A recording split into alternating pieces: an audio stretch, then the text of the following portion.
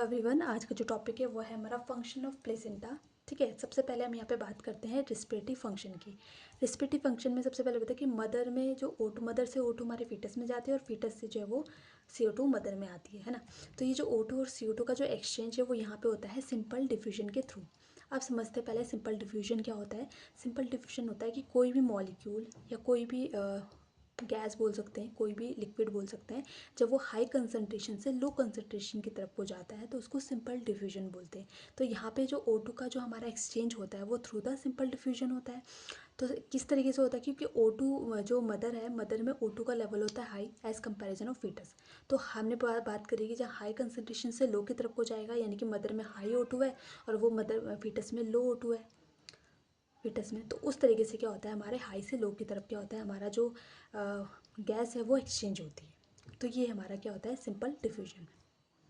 Next बात करते हैं न्यूट्रिशनल फंक्शन की। न्यूट्रिशनल फंक्शन में सबसे पहले बात करते हैं glucose is transfer mother to foetus by facilitated transportation. यानी कि यहाँ पे ग्लूकोज का ट्रांसफर हो रहा है मदर टू फीटस, किसके थ्रू, फैसिलिटेटेड ट्रांसपोर्टेशन। अब फैसिलिटेटेड ट्रांसपोर्टेशन क्या होता है कि जब क्या होता है हमारा, क्योंकि फैसिलिटेटेड ट्रांसपोर्टेशन होता है जब हमारा जो भी मॉलिक्यूल्स होते हैं, ठीक है, उसको किसी चैनल या किसी प्रोटीन के थ्रू जब एक जगह से दूसरी जगह पहुंचाया जाता है, ठीक है, तो उसको बोला जाता है फैसिलिटेट। यानी कि कोई ना कोई उसको हेल्प करने के लिए कुछ ना कुछ चाहिए होता है, ठीक है। तो फैसिलिटेट मतलब कोई भी चैनल बोलो या कोई भी प्रोटीन, उसके थ्रू अगर एक मॉलिक्यूल को दूसरे मॉलिक्यूल तक पहुंचाया जाए तो उस प्रोसेस को बोलते हैं फैसिलिटेट ट्रांसपोर्टेशन। अब यहाँ पे कैसे काम कर रहा है, तो जो ग्लूकोज होता है वो ऐसा मॉलिक्यूल है जो इजीली फीटस के ब्लड में डिफ्यूज़ नहीं हो पाता है। तो उसको किसी न किसी चैनल की या किसी न किसी क्या है प्रोटीन की नीड होती है, जिसकी हेल्प से क्या वो इसके थ्रू क्या होता है, वो फीटस के ब्लड तक पहुंचता है। तो यहाँ पे वही इसके थ्रू क्या होता है, इसका ग्लूकोज का जो वो ट्रांसफर देखने को मिलता है मदर टू फीटस। नेक्स्ट बात करते हैं सोडियम, पोटेशियम, क्लोरीन, ये जो है वो हमारे सिंपल डिफ्यूजन के थ्रू ट्रांसफर होते हैं, जो कि हमने ऊपर पढ़ लिया।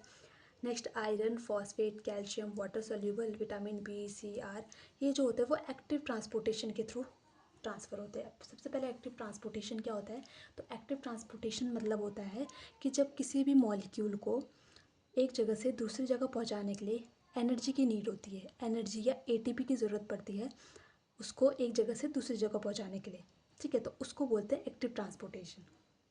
मतलब लो टू हाई, यहाँ पे लो कंसनट्रेशन मॉलिक्यूल्स को हाई कंसनट्रेशन मॉलिक्यूल की तरफ को भेजने के लिए बोल सकते हैं। किसी एनर्जी की एटीपी की जब नीड होती है तो उसको एक्टिव ट्रांसपोर्टेशन बोलते हैं।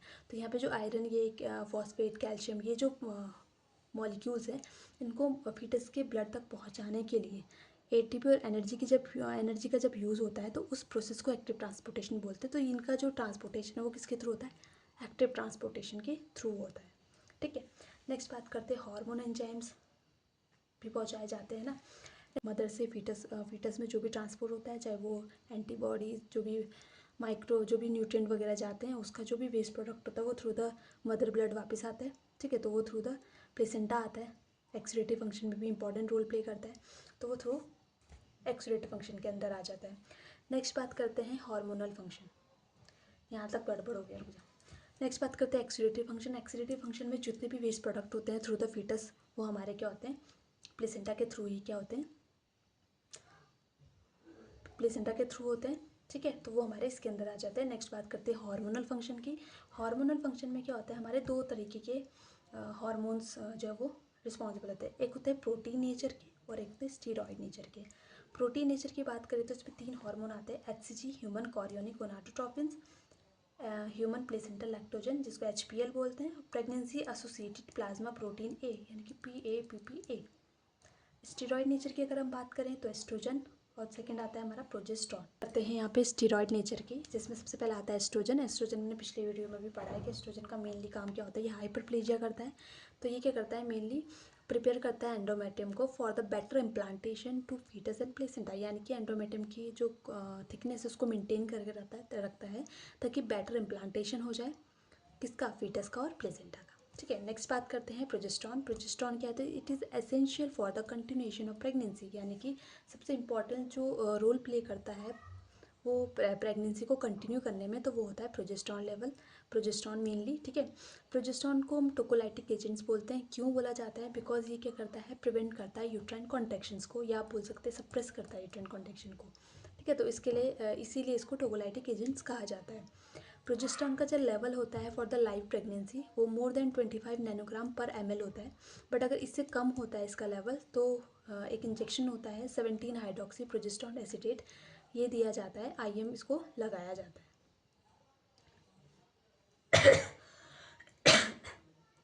नेक्स्ट बात करते हैं प्रोटीन नेचर। प्रोटीन नेचर में सबसे पहले बात करते हैं ह्यूमन कॉरियोनिक गोनाडोट्रोपिन HCG, जिसके बारे में ऑलरेडी हम पिछली वीडियो में पढ़ चुके हैं प्लेसेंटा के अंदर। नेक्स्ट बात करते हैं हम प्रोटीन नेचर की, जिसमें सबसे पहले आता है ह्यूमन कॉरियोनिक गोनाडोट्रोपिन्स। ये जो सिक्रीट होता है वो सिनसाइटोट्रोफोब्लास्ट से सिक्रीट होता है, जो कि ऑलरेडी हम पिछली वीडियो में पढ़ चुके हैं, एम्ब्रियोलॉजी वाली वीडियो में, ठीक है।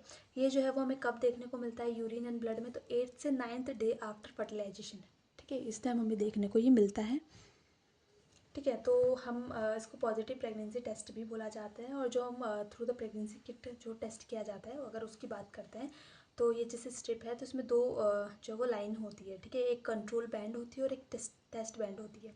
अगर ये दोनों ही जो है वो बैंड हमारे क्या है रेड कलर में आते हैं तो उसको पॉजिटिव प्रेगनेंसी टेस्ट बोलते हैं, और अगर एक सिंगल उसमें आते हैं तो नेगेटिव प्रेगनेंसी टेस्ट बोला जाता है, ठीक। नेक्स्ट बात करते हैं जो HCG का लेवल है वो पीक कब जाता है? तो 60 से 70 डेज में ये पीक पे होता है। कितना लेवल होता है? तो 100 से 200 मिली इंटरनेशनल यूनिट पर ml बोलो, या फिर हम 100 से 200 इंटरनेशनल यूनिट पर लीटर बोल सकते हैं। Next, after 100 days of pregnancy HCG level constant, मतलब 100 दिन के बाद, यानी कि 100 डेज़ के बाद जो pregnancy 100 days of pregnancy HCG और लेवल है वो कांस्टेंट रह जाता है, यानी कि 10 से 20 मिली इंटरनेशनल यूनिट पर ml हो जाता है। और HCG डिसअपेयर कब होता है? तो after delivery 2 weeks, with in 2 weeks के अंदर क्या हो जाता है, ये आफ्टर डिलीवरी डिसअपेयर हो जाता है। मेनली इसका फंक्शन क्या है HCG का? तो बायोलॉजिकल जो इसका मेनली फंक्शन है वो कॉर्पस ल्यूटियम को मेंटेन करना होता है। और अगर मेल में पूछा जाए कि मेल में क्या काम है, तो मेल में जो है ये डिसेंट डाउन टेस्टिस को स्क्रोटम में डिसेंट डाउन करने में हेल्प करता है आफ्टर 36 वीक। तो ये मेन काम होता है मेल में HCG का। इम्पॉर्टेंट नोट है कि अगर HCG लेवल बढ़ता है तो क्या देखने को मिलता है, और HCG कम होता है तो क्या देखने को मिलता है। अगर HCG बढ़ता है तो मल्टीपल प्रेगनेंसी हो सकती है, हाइपरेमेसिस ग्रेविट्रम देखने को मिल सकता है, हाइड्रेटिफॉर्म मोल देखने को मिल सकता है, डाउन सिंड्रोम हो सकता है। और HCG अगर डिक्रीज है तो एबॉर्शन हो सकता है, एक्टोपिक प्रेगनेंसी देखने को मिल सकती है। नेक्स्ट हार्मोन की बात करते हैं HPL, human placental lactogen. Human placental lactogen क्या है? तो ये एंटी इंसुलिन फैक्टर होता है, ठीक है। मेनली इसका काम है, ये क्या करता है, जो भी हमारे इंसुलिन बाइंडिंग रिसेप्टर्स होते हैं उसको ब्लॉक करता है, यानी कि जो पेनक्रियास के थ्रू जो इंसुलिन निकलता है, ठीक है, जो हमारे ग्लूकोज लेवल को मेंटेन करने का काम करता है, ठीक है, तो उसको ब्लॉक कर देता है, ठीक है। तो ब्लॉक कर देता है इंसुलिन बाइंडिंग रिसेप्टर, जिसकी वजह से ब्लड में क्या होगा, जब इंसुलिन हमारा बाइंड ही नहीं हो पा रहा है ग्लूकोज के साथ, ठीक है, तो हमारा इंसुलिन लेवल बढ़ेगा ब्लड में, तो उस कंडीशन को होता है हाइपर इंसुलिनेमिया, ठीक है, हाइपर इंसुलिनेमिया देखने को मिलेगा। और जब ये बढ़ेगा तो इसका मेन काम होता है ये लिपोजेनेसिस करवाता है। इंसुलिन का मेन काम क्या है? लिपोजेनेसिस करवाता है, इनकी फैट का डिपोजिशन ये करवाता है। कम से कम 3 to 4 kg जो है वो फैट डिपोजिशन देखने को मिलता है ड्यू टू दिस हार्मोन, ठीक है। अब हमने पढ़ा कि लिपोजेनेसिस करवाता है, जिससे 3 से 4 kg क्या होता है, वेट इंक्रीज़ होता है, ठीक है। अब क्या होता है कि जैसे इंसुलिन रिसेप्टर, क्योंकि इंसुलिन रिसेप्टर ब्लॉक हो चुके हैं, तो उस वजह से अगर मदर फास्टिंग रहती है, अगर मदर खाती नहीं है कुछ, तो मदर हाइपोग्लाइसीमिया में चली जाती है।